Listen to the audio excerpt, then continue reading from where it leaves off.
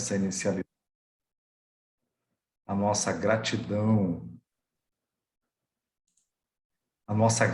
a Deus, a Jesus e à espiritualidade superior da vida, por permitir a nós, nesta existência, a consciência, né, de humanidade, a consciência de irmandade e a consciência da fraternidade. E nesse momento eu acredito que nós estamos, além das plataformas que nos unem, o ideal e os sentimentos, né, de aperfeiçoamento também se posiciona, tenho certeza, no coração de cada um para que nós aqui estivéssemos, tá certo? E manifesta a minha alegria também de poder estar aqui com os senhores em épocas pandêmicas, né? De forma especial, né? Mas estamos juntos, nos vendo, ouvindo, e se sobrar tempo, quem sabe até se manifestando, né? Tá certo, gente? Então é uma alegria de minha parte poder estar aqui. Gratidão à diretoria que lembrou do meu nome para que a gente pudesse manifestar o estudo que nós vamos processar essa noite, ok? Eu já vou dar inicialidade aqui para a gente não perder muito tempo, ok? Bem, companheiros, então o tema que a gente vai trabalhar essa noite é esse aqui, identidade espírita, tá certo? Eu gostaria, quem me conhece sabe que eu gosto de dar detalhes de como que surgiu essa ideia desse estudo, né? Foi um convite que os companheiros de Teófilo Otoni nos fez para a gente apresentar um estudo lá num domingo desses, e foi me dado um título. O título é de Emmanuel, é um posicionamento de Emmanuel. E eu, então, quando recebi esse posicionamento de Emmanuel, obviamente fui me debruçar sobre para entender a matéria, primeiro, né? E depois poder expressar em forma expositiva, né? E fui buscar nas fontes do saber. Eu gosto de dizer isso daqui, gente, porque temos a necessidade de ampliar os nossos horizontes. A humanidade, há muito pouco tempo atrás, entendia conhecimento apenas pelos ângulos da religião, tá certo? Passou-se um período e a ciência se afirmou, e a ciência também passou a se posicionar para o ser humano como fontes de saber. A filosofia também se apresentou e apresentou as suas fontes de saber. E hoje, nos nossos dias de hoje, a gente já pode dizer que as artes também é fonte de conhecimento para o ser humano.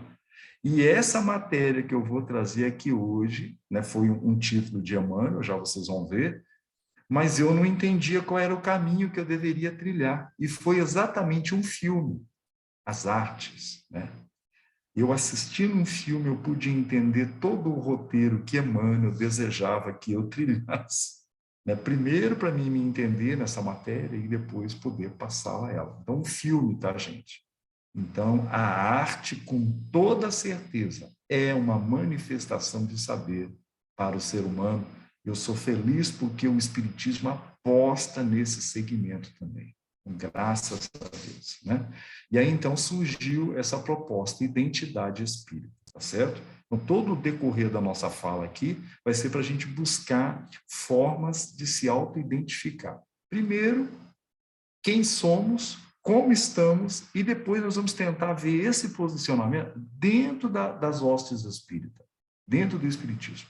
Como que está toda essa possibilidade para nós? Numa análise íntima, eu vou falar certas situações aqui, cada um vai refletir em torno, porque isso importa apenas para nós, é individual, né? É individual esse posicionamento. E para a gente chegar lá, gente, eu não podia fazer diferente, ok? Eu vou tentar mudar aqui, só um minutinho, tá, gente? Aqui, isso. Podia ser diferente, nós vamos buscar na simplicidade da doutrina espírita o movimento de base raciociniológica para a gente entender o que Emmanuel vai querer falar daqui a pouquinho para nós, tá certo, gente? E o melhor posicionamento inicial que eu achei foi essa questão 919, que Kardec apresenta aos espíritos. Eu gosto bastante de frisar que Kardec não perguntou aos cientistas, não perguntou aos filósofos, não perguntou aos religiosos e nem aos artistas. Ele perguntou aos espíritos. Então, Qual era a fonte de saber desses que responderam? Quem são os espíritos que responderam? São humanos como nós, que tiveram as experiências que nós estamos tendo. E nos momentos da resposta, eles se encontravam desdobrados da matéria, do corpo físico. Então, livre dos meandros da matéria que tanto nos impede do entendimento mais amplo. Então, foram esses que responderam. Tá certo, gente? Com a mente mais ampliada, com a consciência mais ampliada. E Kardec faz aparentemente uma questão simplista. Olha ali para os senhores verem. Qual o meio prático? Por que prático? Kardec queria algo simples. E tem situações tão complexas na nossa vida que só pela complexibilidade já nos dá preguiça de fazer essa realização, de fazer esse conhecimento.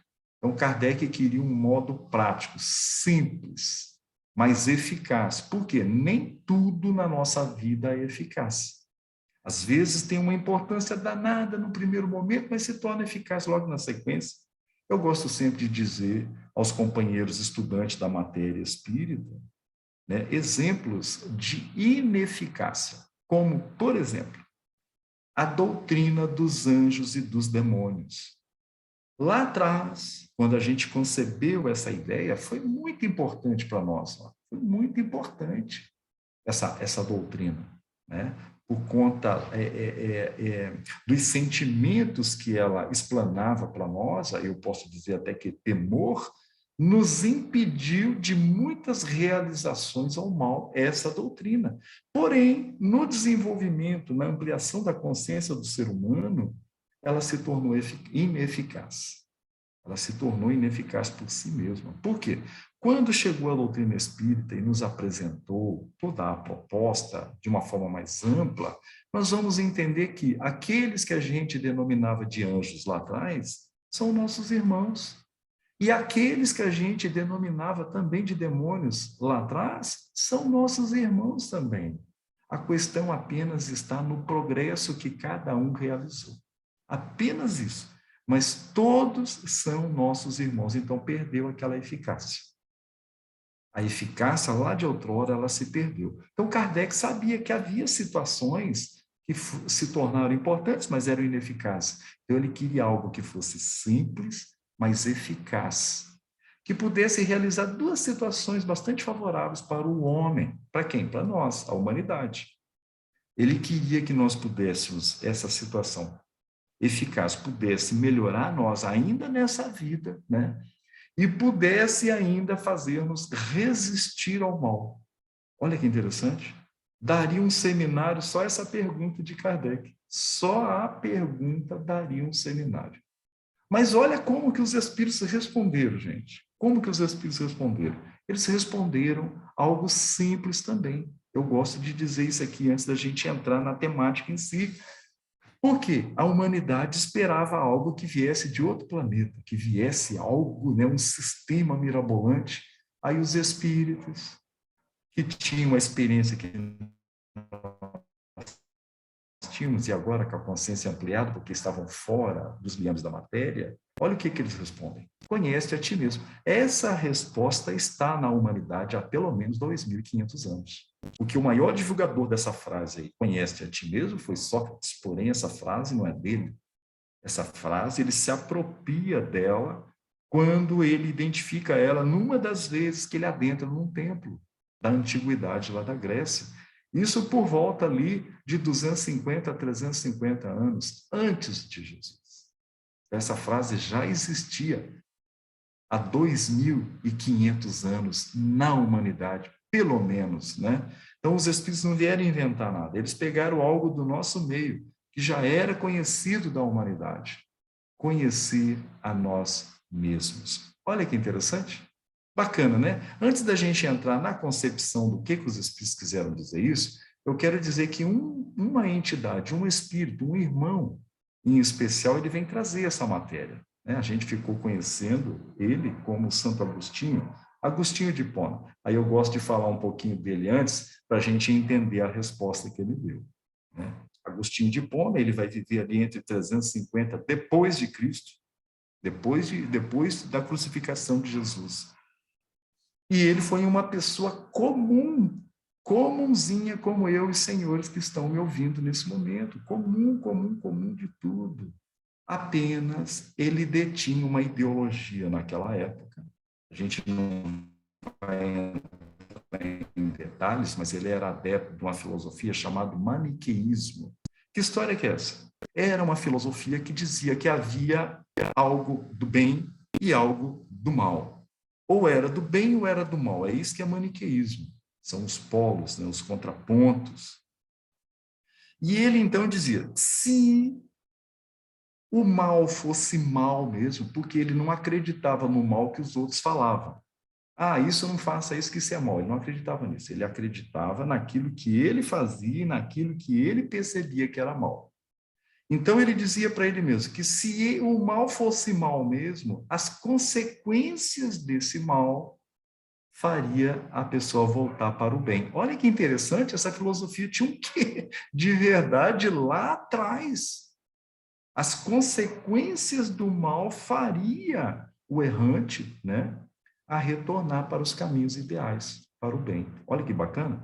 E foi exatamente o que aconteceu com ele. Após muitas experiências, muitos equívocos durante a sua vida, num determinado momento ele reconhece que as consequências que havia chegado até ele não eram boas, e ele então faz um retorno para aquilo que ele chamou de bem, para aquilo que ele chamou de ideal. E aí então nós vamos conhecer o Agostinho que nós conhecemos nos dias de hoje.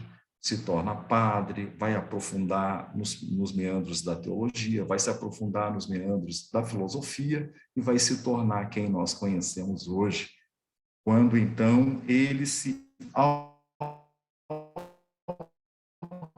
identificou com o bem, com o ideal. Olha que interessante. Então, quem vem dar essa resposta aí? Conhece-te a ti mesmo? Agostinho de Hipona, o Santo Agostinho. Quem? Quem teve essa experiência de mudança de vida, mudança de hábito, mudança de contexto de vida, para apostar nisso aqui. Conhece-te a ti mesmo. E aí, o que acontece, gente? Kardec, quando os espíritos posicionam, então, conhece-te a ti mesmo, surgiu uma dúvida em Kardec. Kardec, então, ótimo, então está na humanidade essa frase, conhece-te a ti mesmo, então esse é o modo prático e eficaz para que o homem pudesse se melhorar nessa vida e resistir à atração do mal. Mas a pergunta é, como? Como vamos fazer isso? Como que eu vou olhar para dentro de mim mesmo, em termos dessa ideia, né, de como somos na realidade? Aí, então, uma entidade se apresenta, que é Santo Agostinho, que tinha essa experiência que eu acabei de contar para os senhores. E aí ele vem e conta a experiência dele. Ele pega e diz o seguinte: fazei o que eu fazia quando eu aí estava. Olha só, quando ele estava encarnado. Tinha experiência no que ele estava falando. Ele não estava trazendo uma teoria, né, como disse a leitura do Aldre aí, né? Apenas de conhecimento. Não, ele tinha experiência, ele tinha vivência naquilo que ele vai expor agora.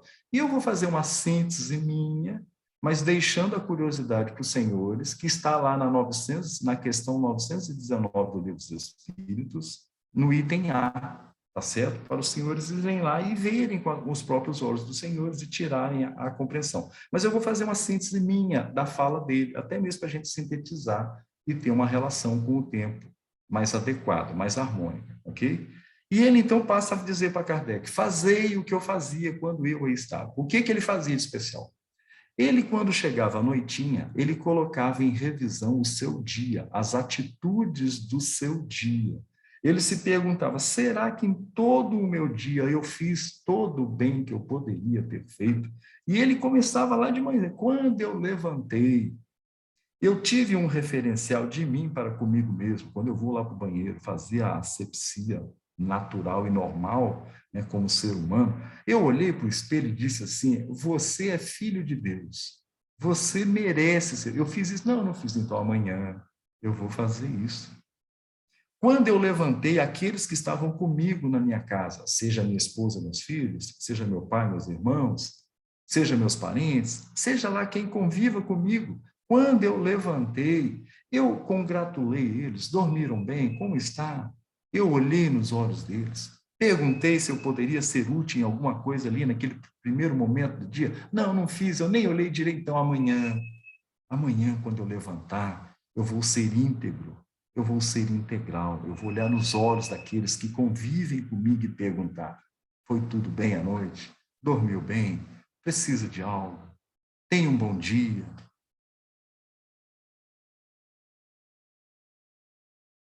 É essa a integralidade. Quando eu vou para o trabalho, eu chego lá no meu trabalho, os meus colegas de trabalho, sejam eles colaboradores, ou sejam eles, né, meus colegas, participantes da atividade, eu sou integral com eles. Bom dia, dormiram bem? Tudo bem com vocês? Estão precisando de alguma coisa? Não, eu fui tímido, então amanhã, quando eu chegar lá, eu vou ser integral. Durante o meu dia, eu fiquei sabendo de alguém que precisou de mim, ou alguém que estava passando por uma dificuldade, e eu fui indiferente, ou eu fiz algum bem, e eu fiz todo o bem que eu... Não, eu fui tímido, então amanhã, todos aqueles que se apresentarem com a dificuldade, eu vou me posicionar para um bem maior, para um bem integral, eu como pessoa ativa na vida dessas pessoas. Aqueles que detêm uma inimizade comigo, o que foi que eu fiz durante o dia?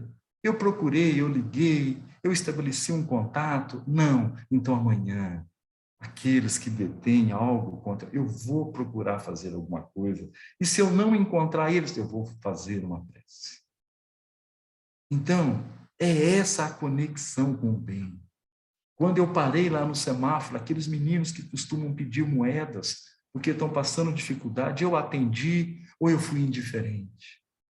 Não, então amanhã eu vou fazer direito. Olha, gente, quantas coisas nós podemos depreender dessa análise que Agostinho fazia, né? Quando ele aqui estava encarnado. E nós podemos fazer isso nos nossos dias de hoje. Então, nesse primeiro momento, eu pergunto para os senhores que estão me ouvindo. Nós que já se dizemos espiritualistas, que já se dizemos espírita, nós fazemos essa análise cotidiana, diária, de como que foi nosso dia com relação ao bem. Às vezes a gente nem enxerga que o bem é um objetivo, o bem é um alvo na nossa vida. E ele deve ser expressado da forma mais simples para as mais complexas. Porque tem irmãos que ainda admitem o bem daquelas formas mais complexas, né? Quando eu ganhar na loteria, quando eu... As formas complexas, não, o bem começa nas coisas mais simples, no nosso dia a dia. Eu diante do espelho, eu diante daqueles que convivem comigo, minha esposa, meus filhos, meus pais, meus irmãos. Se eu sou sozinho, meus vizinhos, com aqueles que eu trabalho, sejam eles colaboradores, é com esses aí. Então, o bem se estabelece da forma mais simples para as mais complexas. E nós vamos lembrar Jesus, quando ele disse, né? Aquele que for fiel no pouco, sobre o muito colocarei. Então, o bem tem que ser expressado dessa forma que Kardec questiona ali, a forma simples, mas eficaz. E Santo Agostinho cumpriu essa proposta. Ok, gente? Então, a primeira proposta de identificação do meu ser real, certo, gente?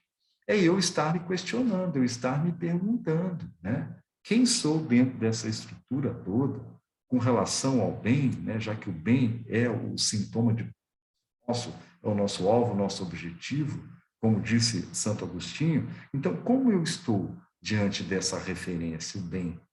Estou tímido? Estou devagar? Ou será que eu estou querendo fazer as coisas complexas e deixando as mais simples? Né? Kardec posiciona do simples. Certo, gente? Bom, esse questionamento íntimo, ele é difícil, porque se autoquestionar, ele exige um desafio muito grande, exige uma energia muito grande, tá certo? Eu posso dizer para os senhores que eu precisei mais do que isso, eu sozinho não consegui fazer essa avaliação que Agostinho de Hipona propõe para nós aqui, tá? Eu precisei de mais elementos. Para quem também precisar de mais elementos, além dessa simplicidade que Agostinho falou ali, eu vou apresentar isso aqui, gente, ó, a doutrina espírita. certo? Conhecendo a doutrina espírita para um entendimento melhor de mim mesmo. E olha o que Kardec apresenta nessa brochurinha, um livrinho simplista também, facinho de ler. Numa noite, quem tiver curiosidade pode ler ele. Em algumas horinhas que der um pega firme, consegue entender essa ordem. O que é o Espiritismo? Olha o que Kardec posiciona nesse preâmbulo ali. Ó. O que é o Espiritismo? Então, o que é isso? Se eu acho que eu sozinho não consigo me auto-identificar, conforme propôs Agostinho de Hipona ou Santo Agostinho, eu devo buscar elementos que me posicionem a entender melhor quem sou. Eu estou dizendo nesse momento que a doutrina espírita é um referencial, mas pode ser que quem esteja nos ouvindo agora ache que é o catolicismo, então vá buscar conhecer o que é o catolicismo. Aquele que achar que é o protestantismo, então vá buscar conhecer o que é o protestantismo. Aquele que achar que é o budismo, vá buscar conhecer o que é o budismo. Tá certo, gente? Não é uma caixinha fechada, é aquilo que nós achamos que vai nos auxiliar. Eu identifiquei a doutrina espírita. Então, eu posiciono a doutrina espírita como um mecanismo de conhecimento da sua doutrina para autoidentificação. Tá certo? Então, esse é um conselho meu. Agostinho não deu o conselho dele, na experiência dele, eu estou dando o meu aqui. Tá certo? Então, a doutrina espírita também é um elemento. Mas aquele que achar que é outro, ótimo, vá conhecer esse outro e quem sabe você não se identifique. Porque a proposta é o autoconhecimento, tá certo? O autoconhecimento.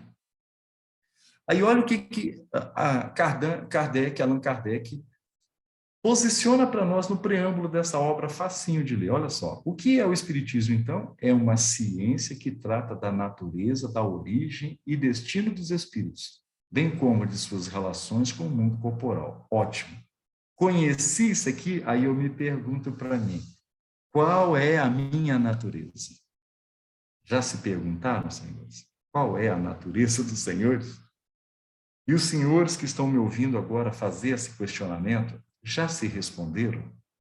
Porque eu lembro de uma vez que alguém perguntou isso para mim, qual era a minha natureza? E quando me foi questionado, eu não soube responder. Lá atrás, é claro, né? Lá atrás. Mas eu não soube responder. Hoje, eu já sei posicionar. Olha o que a doutrina espírita fala acerca da natureza, né? Para a gente identificar nós. Lá na primeira parte do Livro dos Espíritos, tem um posicionamento muito interessante ali. Qual? Ele nos diz que desse imenso universo existencial, né, assim que a gente chama o desconhecido, né, o universo, hoje já tem outras palavras, né, multi-universos, que são outro múltiplos universos, não é mais o universo que a gente conhece, mas isso tudo é falando de grandeza. Então, essa grandeza existencial, planetária, fora do planeta, a nível de galáxia, a nível de universo, né? Segundo os Espíritos, tudo isto que existe, que a gente pode identificar como universo, existe apenas três elementos para a gente poder se situar, que organiza e classifica tudo isso que a gente chama de universo. E lá eles posicionam nessa primeira parte do Livro dos Espíritos. Eles posicionam que existe o elemento Deus, o elemento espírito e o elemento material. Aí, por consequência, eu fazendo análise da minha natureza, eu vou me perguntando, será que eu sou o próprio Deus? Deus estendeu essa infinidade que nós chamamos de universo. Será que eu consigo estender um átomo? Ou seja, criar um átomo? Será que eu consigo criar, então, um quantum, um quartzo? Será que eu consigo? E eu vou observar que não. É por isso que Deus é que é criador. Tá certo, gente? Deus é que é o criador. E eu não consigo criar nesse nível. Então, Deus, por consequência raciociniológica, eu não sou. Aí então sobra dois outros elementos. Aí eu vou para o elemento material. Será que eu sou o elemento material? Quantos seres humanos não acham ainda que é isso aqui, ó, a matéria? Quantos? Mas eu tenho que me perguntar. Eu não posso ficar achando, eu tenho que me perguntar, será que eu sou elemento? Ah, mas eu não tenho entendimento para me saber o que é a matéria. Vá buscar lá na doutrina espírita, lá na primeira parte está bem explicadinho, que a matéria é o elemento plástico, formador de uma infinidade de situações existentes no universo. Porém, tem uma classificação lá que interessa para a nossa análise. Ela é desprovida da matéria, é desprovida da inteligência. Então, a matéria não tem inteligência. Aí eu jogo para mim. Eu percebo os cheiros, eu percebo as cores, os tons. Eu consigo formular pensamentos e consigo definir situações. Eu quero isso, eu não quero isso. Qual é a consequência dessa constatação? Eu tenho inteligência. E se eu consigo optar por isso ou por aquele outro, inteligência. Então, por consequência, eu não sou matéria, porque eu tenho inteligência. Então, eu me enquadro lá nesses 3 elementos, no princípio inteligente. Por que princípio? Porque não tenho toda a inteligência ainda, que seria o ideal. Então, sou a minha natureza, é o princípio inteligente do universo. Olha que bacana. Quando nós vamos estudar, então, essa possibilidade, nós vamos ver que nós nascemos, a nossa origem. Se somos o elemento espiritual, qual é a nossa origem? Então, a nossa origem está lá na mônada celeste.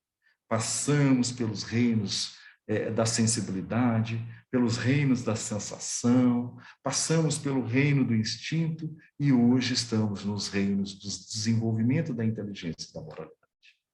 E temos outros reinos para processar, temos ainda. Tá certo, gente?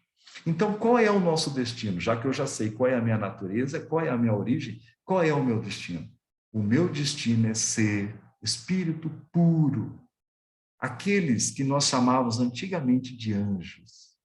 Esse é o meu destino. Olha, então já tomei ciência, né, da minha identidade. Sou um elemento espiritual, a minha origem está lá atrás, nos processos espiritualizantes de ser, né? O meu destino está em ser espírito puro. Olha que ótimo.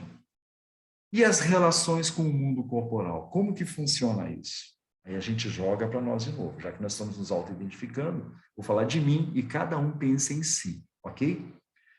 Eu tenho pai desencarnado, tenho filho desencarnado.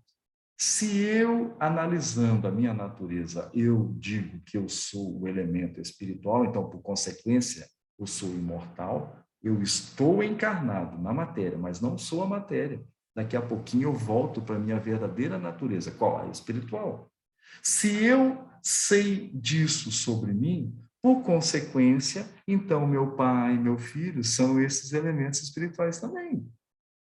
Então, eles também não morreram, eles apenas saíram do posicionamento material, que estavam por hora, como eu também estou por hora, né?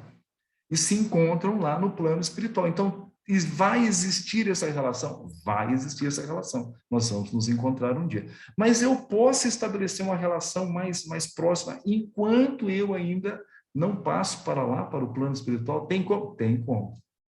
Existem metodologias mediúnicas, né, acerca dessa relação dos espíritos com o plano corporal, com o mundo corporal. Olha que interessante, gente. Então, eu já me auto-identifiquei. Eu sou um elemento espiritual, né? A minha origem é as situações espirituais que a doutrina espírita nos explica, e o nosso destino é sermos espíritos puros, os anjos que a gente falava antigamente. Existem as relações? Existem as relações. Ótimo. Quando nós, então, identificamos, eu já sei quem sou. Eu já sei quem sou e já tenho uma ideia de como estou. Tá certo, gente? Se o destino é ser espírito puro, eu já tenho uma ideia de como que eu sou. Eu estou um pouco longe ainda desse patamar, do objetivo, do alvo. Então, já tenho uma ideia de quem sou e da onde estou. Quando nós nos identificamos, então, nesse posicionamento racional que nós estamos tendo agora, através da doutrina espírita, a gente vai conseguir responder um questionamento de Emmanuel, gente.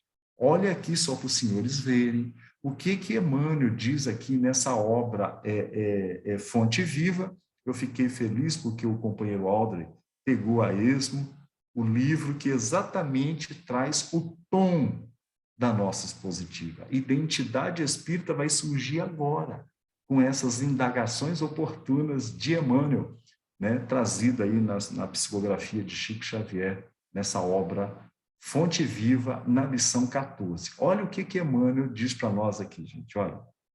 Disse-lhes, recebeste-vos vós o Espírito Santo quando crestes? Quem está falando aqui é Paulo, tá, gente? Então, Emmanuel vai desenvolver um raciocínio em cima dessa fala de Paulo, que está grafado lá no livro de Atos, no Novo Testamento, né, no capítulo 19, no item 2, versículo 2. Olha o que Emmanuel fala acerca dessa fala de Paulo. Olha aqui, sobre os senhores. A pergunta apostólica vibra ainda em todas as direções com a maior oportunidade nos ciclos do cristianismo. Em toda parte há pessoas que começam a crer e que já creem nas mais variadas situações. Aqui, alguém aceita aparentemente o evangelho para ser agradável às relações sociais. Ali, o indagador procura o campo da fé, tentando acertar problemas intelectuais que considera importantes. Além, o enfermo recebe o socorro da caridade e se declara seguidor da Boa Nova, guiando-se pelas impressões de alívio físico. Amanhã, todavia, ressurgem tão insatisfeitos e tão desesperados quanto antes. Esse grifo é nosso, tá, gente? Isso aí vai importar para nós lá na frente. Nos arraiais do Espiritismo, tais fenômenos são frequentes. Ou seja, para quem que Emmanuel está falando? Para os espíritas. Então, eu que já me identifiquei, né? Eu já sei quem sou, né? Sou um espírito imortal e transcendente à matéria, né? Com origem nas situações espirituais, no princípio inteligente do universo, e o meu destino é ser espírito puro. Então, fazendo essa análise do objetivo, eu já sei que eu estou um pouquinho distante. Eu sei como estou, já tenho uma ideia de como estou. Isso na minha identidade individual. Agora, o que Emmanuel quer? Emmanuel quer que eu agora, que já tenho consciência da minha identidade real, eu analise como que eu estou dentro do Espiritismo. Tá certo, gente? Tá certo? O raciocínio? Vamos seguir, porque ele fala, eu dividi em duas lâminas, para ficar fácil da gente resolver aqui, tá, gente? Só um minutinho. Opa, tá aqui, ó. Opa, tá aqui. Encontramos grande número de companheiros que se afirmam pessoas de fé por haverem identificado a sobrevivência de algum parente desencarnado, porque se livraram de alguma dor de cabeça ou porque obtiveram solução para certos problemas de luta material. Contudo, amanhã prosseguem duvidando de amigos espirituais e de médiuns respeitáveis, colhem novas enfermidades ou se perdem através de novos labirintos do aprendizado humano. A interrogação de Paulo continua cheia de atualidade. Que espécie de espírito recebemos no ato de crer na orientação de Jesus? O da fascinação, o da indolência, o da pesquisa inútil, o da reprovação sistemática às experiências dos outros? Esse grifo é nosso, tá, gente? É com essa matéria aqui que a gente vai trabalhar daqui para frente. Se não abrigamos o espírito de santificação que nos melhore e nos renove para o Cristo, a nossa fé representa frágil candeia, suscetível de apagar-se ao primeiro golpe do vento. Aqui ele traz uma solução. Ele está dizendo que se a gente não tiver aquela ideia que falou Paulo lá, isso aqui vai acontecer conosco. A nossa fé vai se apagar. A nossa chama, né? Ela vai se apagar. Isso aqui é uma solução de Emmanuel. Então, o que Emmanuel quis dizer para os espíritas, tá certo, gente? Aqui a indagação de Emmanuel é para os espíritas, que já se auto-identificaram quem são, qual é a sua verdadeira identidade frente ao universo, né? O que significa para esses espíritas o espírito de fascinação dentro do espiritismo, dentro da casa espírita? O da indolência, dentro do espiritismo, dentro da casa espírita, o da pesquisa inútil, dentro da casa espírita, o da reprovação sistemática das experiências dos outros. O que significa isso dentro do nosso movimento espírita? Seja na casa espírita ou na nossa região. O que significa isso aqui? Aí eu vou fazer como o Santo Agostinho, tá certo, gente? Vocês que me conhecem de Itaém sabem que eu sou coordenador geral do CR13, então, por obrigação da função e o comprometimento da função, faz com que eu conheça todas as casas espíritas da nossa região e de outras regiões. Quem me conhece sabe bem que é assim que eu faço. Então, eu vou falar segundo a minha experiência, nessas andanças minhas pelas casas espíritas, conversando com trabalhadores espíritas, qual é a experiência que eu tenho para falar acerca dessas situações que ocorrem dentro do espiritismo. Olha aqui, ó. O que é a fascinação dentro do espiritismo? É muito comum nós nos vermos em determinados momentos, né, em momentos especiais, dizendo que só o espiritismo é que resolve a nossa questão de progresso. Isso é uma fascinação. O espiritismo é um posicionamento ideológico que oferta, com toda certeza, elementos para o nosso progresso, para aquele que aceitar esse posicionamento. Mas existem outros posicionamentos, certo, gente? Então, aquele que está dizendo que só o espiritismo salva, isso é fascinação, certo? Aquele que diz que aquela obra, essa obra é a melhor obra do espiritismo. Oh, gente, que isso! Nós temos perto de 6.000 obras, certo que muitas são redundantes, mas são muitas obras excelentes, não tem esta melhor, tá certo, gente? Todas as obras, elas são importantes. Então, aquele que está apontando uma obra específica como a melhor que existe na doutrina espírita, isto é fascinação.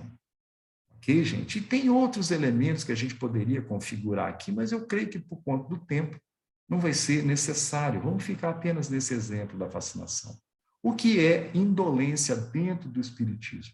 Indolência é indor, tá certo? Então são aqueles companheiros que não detêm compaixão para alguns acontecimentos. Ou seja, então, o indolente dentro da doutrina espírita, segundo Emmanuel, são os indiferentes. Quantas vezes nós não vamos nos encontrar, né? A gente faz o nosso trabalho lá do nosso departamento e a gente acha que já está ótimo. Nem se importa, às vezes, o departamento do lado, o departamento de um amiguíssimo nosso, está com uma dificuldade e a gente é indiferente com isso, porque cuidamos apenas do nosso umbigo, apenas do nosso trabalho. Tá certo, gente? Então, isso é influência. Quantos irmãos, às vezes, da nossa casa espírita, que faz 3, 4 meses que não aparece na casa espírita, e a gente nem sabe do motivo e nem vamos atrás, nós somos indiferentes. Ah, fulano de tal sumiu, é como se ele não fosse importante. Então, isso é indolência dentro do espiritismo. Ok, gente? E o da pesquisa inútil? É quando nós nos vemos dentro da nossa casa espírita, dentro do movimento espírita, naquelas atividades de estudos mais amplos, mais aprofundados, mas que não resulta nenhuma situação favorável para o nosso progresso.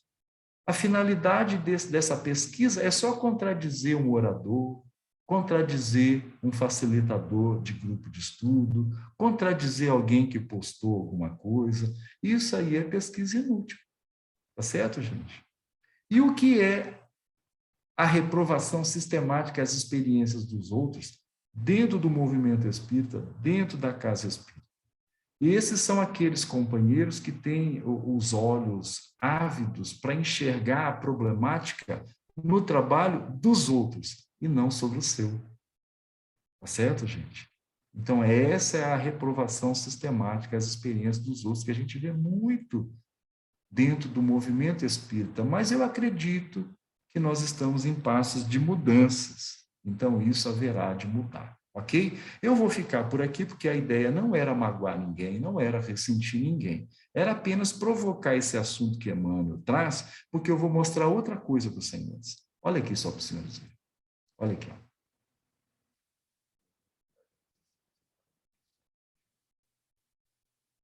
Olha o que Kardec traz nessa obra, obras póstumas, né?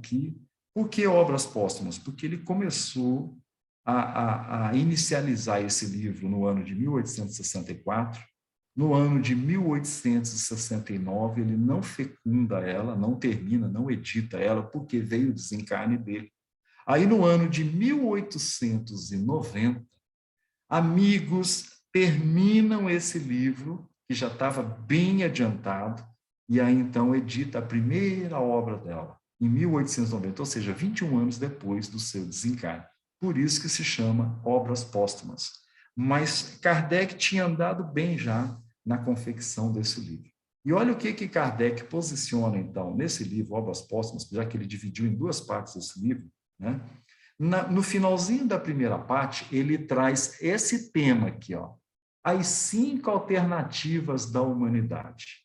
Eu vou sintetizar, tá, gente? Eu vou dizer só quais as consequências dessas ideias, porque Kardec, ele posiciona lá nessa primeira parte. Eu vou deixar como curiosidade para os senhores irem lá ver e checar isso e terem as suas próprias ideias do que Kardec quis dizer, ok? Mas Kardec quis dizer ali nessa obra e nessa página onde ele vai falar as 5 alternativas da humanidade, era os 4 psiquismos que aqueles que viessem a conhecer o Espiritismo no futuro, ou seja, nós viríamos com 4 correntes de ideias diferentes para dentro do Espiritismo.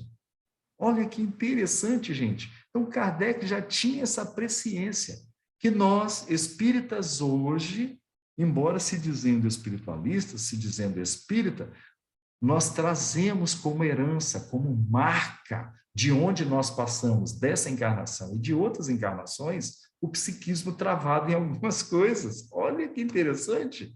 E Kardec vai dizer como que funciona o psiquismo do materialista dentro do espiritismo, desembocando no espiritismo. São aqueles companheiros, gente, né? Nós que manifestamos dentro do espiritismo a ideia apenas dessa encarnação. Nós somos incapazes de fazer uma ideia que já tivemos outras encarnações anteriores e que teremos muitas outras encarnações no futuro. Então, todo o foco da nossa vida é apenas essa encarnação. Isso é materialismo. E dentro do espiritismo, está cheio de companheiros ainda com essa herança, com essa marca de materialista, dentro do espiritismo, nas hostes espíritas, se dizendo, sou espiritualista, sou espírita, mas a marca ainda é bastante latente do materialismo dentro dele. E quem são os companheiros do panteísmo dentro do espiritismo? Anderson, mas tem panteísta dentro do espiritismo? Tem.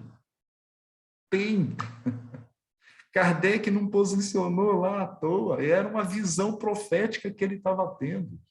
Qual é a consequência do psiquismo panteísta dentro das hostes espírita? São aqueles companheiros que trazem o resquício do materialismo. Então, ele não aposta muito nessa questão das encarnações anteriores, nem das encarnações posteriores. O que isso quer dizer? Ele, então, dentro desse psiquismo materialista, mais panteísta agora nesse segundo momento, ele não aposta as consequências que ele trouxe e nem das consequências que ele vai levar para o futuro. O que isso quer dizer dentro das hostes espíritas? Ele, como não aposta no individualismo dele, ele não aposta na individualidade dos outros. Qual é a consequência disso dentro do espiritismo? São aquelas pessoas que querem que nós sejamos espíritas como eles. Eles não entendem a diferença dos níveis diferentes. Não entende isso. Então, ele quer que a gente seja espírita igualzinho a ele. Ele quer que a gente entenda igual a ele. E isso é panteísmo, psiquismo panteísta dentro do espiritismo. Ok? E como que é essa questão de deísmo dentro do espiritismo? Tem. Vocês querem ver só? Aí Kardec dividiu em 2 vertentes esse psiquismo deísta dentro das hostes espíritas. Kardec fala dos independentes. Quem são os deístas independentes? São aqueles que acreditam no poder e na manifestação de Deus na obra da criação universal. Isso é patente para eles, é isso que é deísmo. Porém, eles não acreditam que Deus está a nos auxiliar. Eles não acreditam. Então, qual é a consequência disso dentro do Espiritismo? São aqueles companheiros que não têm fé no passe, não têm fé na água fluidificada, não botam fé nas reuniões mediúnicas, não botam fé nas reuniões de desobsessão. Esses são os companheiros que trazem o psiquismo do deísmo independente nas hostes espíritas ainda. Tá certo? E quem são os providencialistas? Os providencialistas são aqueles, o contrário dos deítas. Eles também acreditam no poder de criação e da manifestação divina, né? na criação universal, porém, eles já são diferentes. Tudo deles é Deus quem vai fazer. Dentro do Espiritismo, os espíritos é quem vão fazer. Ele não tem que fazer nada. Os espíritos é quem vai ditar tudo como ele vai fazer. Eles é quem vai dizer como que será feito. Olha para vocês verem. Então, isso é o psiquismo deísta providencialista dentro do Espiritismo. E quem são os dogmatistas? Os dogmatistas são aqueles companheiros de ideias fixas. Eles não abrem do que eles entendem de jeito nenhum. Tá certo, gente? Isso está cheio no Espiritismo também. O Espiritismo tem que ser do jeito que eles entendem, não nas diferenças, nos níveis diferentes uns dos outros. Tá certo, gente? Agora, olha aqui só para os senhores verem como que tudo isso que Kardec falou, então, a partir do ano de 1864, se não é a mesma situação que o nosso companheiro Emmanuel, no ano de 1956, vem provocar nós. Olha aqui, ó. A fascinação não é o materialismo, a indolência não é o panteísmo, né? A pesquisa inútil não é os companheiros deístas, ou independente ou providencialista, e os da reprovação sistemática não é os dogmatistas? Olha para os senhores verem, que interessante. Então, a gente vai ver que Emmanuel nada mais está fazendo do que um estudo do que Kardec já tinha previsto nessa obra aqui, ó, nas obras póstumas.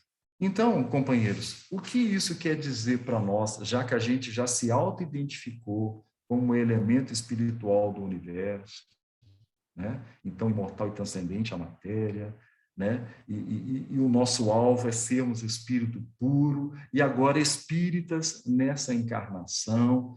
A pergunta é: como estamos dentro desse posicionamento ideal que Kardec traz para nós e dentro da pergunta que Emmanuel fez para nós, né? Como estamos? É isso que a gente tem que aferir, por conta de dois posicionamentos. Para a gente não cair dentro do sistema do desculpismo e nem dentro do sistema do culpismo, tá certo? Esses dois são perniciosos para nós. Desculpismo é aquele que não vai mudar. Ele sabendo de tudo isso daqui, ele vai se desculpar, como se com ele nada fosse, né? E vai continuar sendo. Então, isso é pernicioso. A ideia é que nós tenhamos uma ideia de autoidentificação e nos posicionemos para melhoramentos dentro das nossas ações, das nossas atitudes. E nem se culpar também. Tá certo, gente? Esse estudo não foi feito para a gente se culpar. Por quê? A culpa também paralisa. Ela também permite que nós não mudemos. E a ideia é nós nos identificarmos. Mas pode acontecer também daqueles irmãos que, embora a palestra toda foi feita, né, o estudo todo foi feito em cima da nossa identificação, tem companheiros que vai tentar buscar um posicionamento nos outros.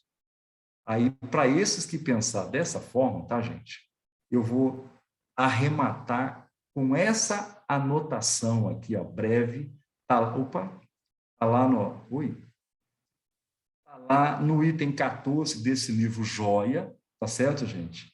Olha o que Emmanuel fala para aqueles que querem consertar os outros, ou quem enxergar o erro nos outros. Olha aqui, ó.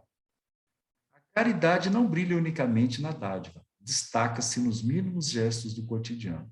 Está no sorriso de compreensão e tolerância, na palavra que tranquiliza, na gentileza para com os desconhecidos, no amparo à criança, no socorro ao doente, na atenção para com quem fala, no acatamento às confidências de um amigo, no silêncio ante os conceitos agressivos desse ou daquele adversário.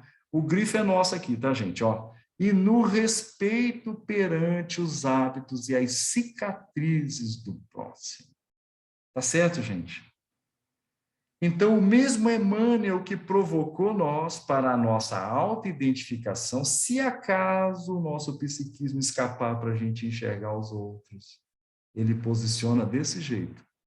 Para nós, um processo de uma análise mais profunda. Para os outros, respeito perante os hábitos e as cicatrizes do próximo, porque a caridade, enfim, será sempre não fazer a ninguém aquilo que não queria que nos fizesse. Tá certo, gente?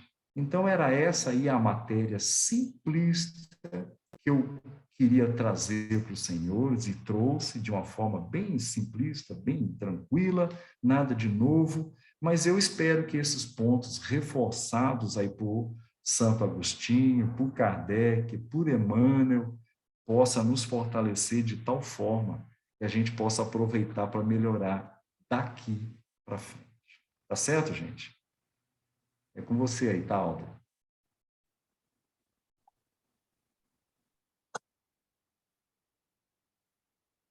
O som agora está funcionando?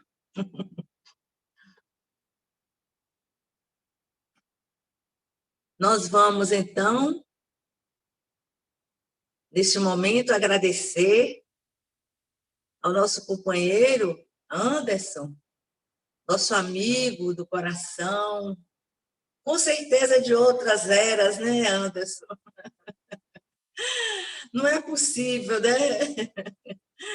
Ô, Anderson, sabe, a nossa gratidão pelo trabalho maravilhoso, pela dedicação sua, sabe? Por tudo de bom que nos foi trazido nesta noite, por essas reflexões tão oportunas, de maneira tão clara e tão gentil, que foram colocadas por você. Aguardamos em novas oportunidades.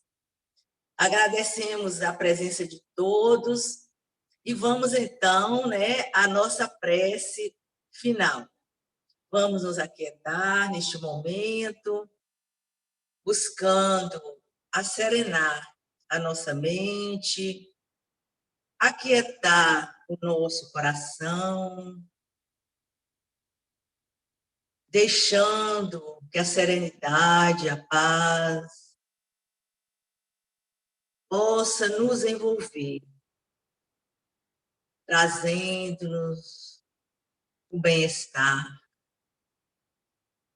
pois que na certeza de que estamos unidos, não apenas através da tecnologia,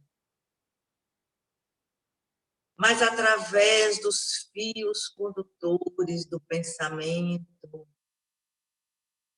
e do coração, nos unindo uns aos outros, para que possamos nos sentir fortalecidos em todos os momentos difíceis da nossa existência, nos momentos de alegria, com harmonia, sentirmos a presença da espiritualidade, dos bons espíritos, na direção deste trabalho.